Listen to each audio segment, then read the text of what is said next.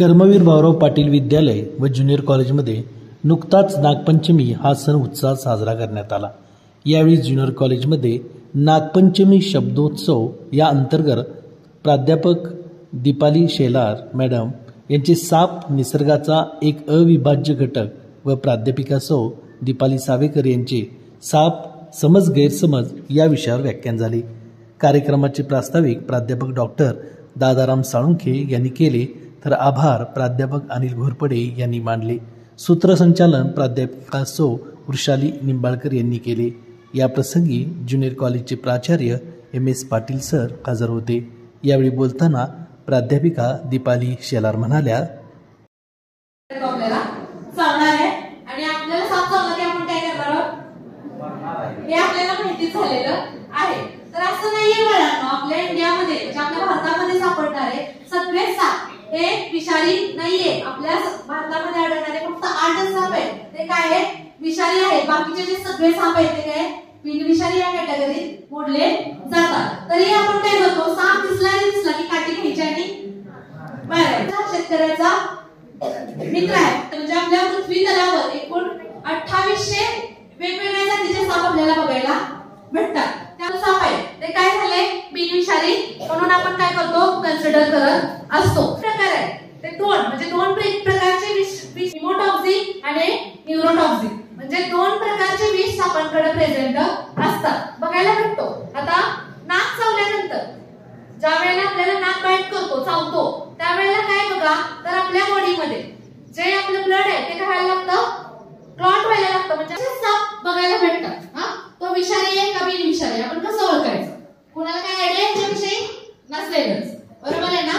तर आता बघा, जे विषारी साप असतात बाळांनो, त्यांची लेंथ असते ती बिनविषारी सापांपेक्षा कमी बघायला भेटते, म्हणजे 4 ते 5 फूटच लांबीचे हे साप आपल्याला बघायला भेटत असतात। जे असेल तर तो साप काय विषारी आहे। आणि जर स्ट्रेट असेल म्हणजे निमुळती जर त्याची शक्ती असेल तर तो साप काय बिनविषारी आपण कन्सिडर।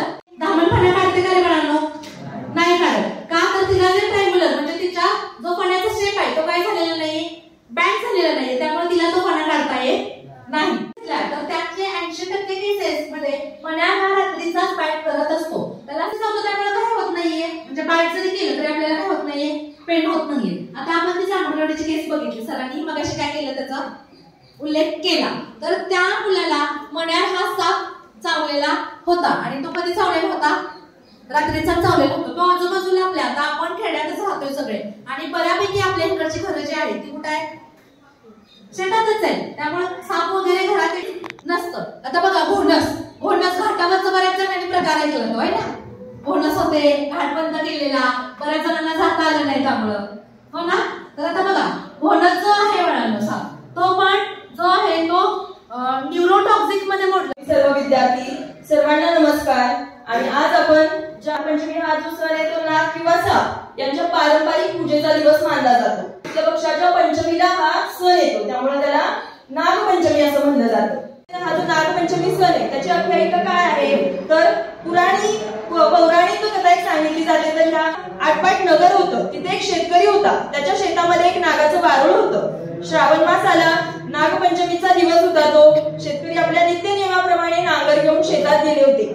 नांगरता काय झालं, तर बघा वारुळामध्ये जी नागांची नागकुळं होती त्यांना नागांचा फाळ लागला आणि ती तिथल्या तिथंच ठार गेली। काही वेळाने नागिन तिथे आली आणि तिनं आपलं वारुळ पाहू लागली। तिला काही वारुळ दिसले नाही आणि तिची पिल्लेही तिला दिसली नाही।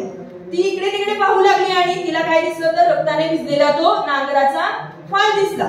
तसं तिच्या मनात आलं की हा शेतकऱ्याच्या शेतकरीने नांगरलेल्या नांगरानंच माझी ही पिल्लं जी आहे ती मेलेली आहे। त्यामुळे त्या नागिनीनं काय ठरवलं की हा जो शेतकरी आहे त्या शेतकऱ्याचा पूर्ण निर्वंश करायचा, म्हणजे त्याचा पूर्ण वंश जो आहे तो संपवून टाकायचा असं तिच्या मनामध्ये आलं। मग ती काय केली, फणफणतच ती शेतकऱ्याच्या घरी गेली, त्याचा मागोसा घेत त्याच्या घरी गेली आणि त्याच्या शेतकऱ्याच्या सर्व मुलाबाळांना, लेकी सुनांना आणि शेतकऱ्याला देखील तिनं दंश केला। आणि त्यानंतर तिच्या लक्षात आलं की ते सगळेजण तर मरून पडले आणि त्यानंतर पुढे तिला नागिनीला असं समजलं की अजून एक जे आहे वंश तिचा ह्या शेतकऱ्याचा आहे की जो परगावी आहे, त्यामुळे ती शेतकऱ्याची मुलगी होती आणि तिचा मागोसा घेत घेत तो तिची नागिन आहे ती तिच्यापर्यंत गेली. परंतु तिथं गेल्यानंतर काय केलेलं होतं, तिची शेतकऱ्याची मुलगी होती त्या मुलीनं पाटावरती नागिन आणि तिची 9 मुलं जे त्यांचं चित्र काढलेलं होतं आणि त्यांची पूजा ती करत होती. आणि त्याचा नैवेद्य दाखवलेला होता, नागाला लाह्या दुर्वा इत्यादी वाहिलेल्या होत्या, दुधाचा नैवेद्य दाखवला. त्याच पद्धतीने ती पूजा पाहून काय झाली, नागिन जी होती ती संतुष्ट झाली. रन फास्ट न्यूज चॅनलसाठी प्राध्यापक दादाराम साळुंके, कराड.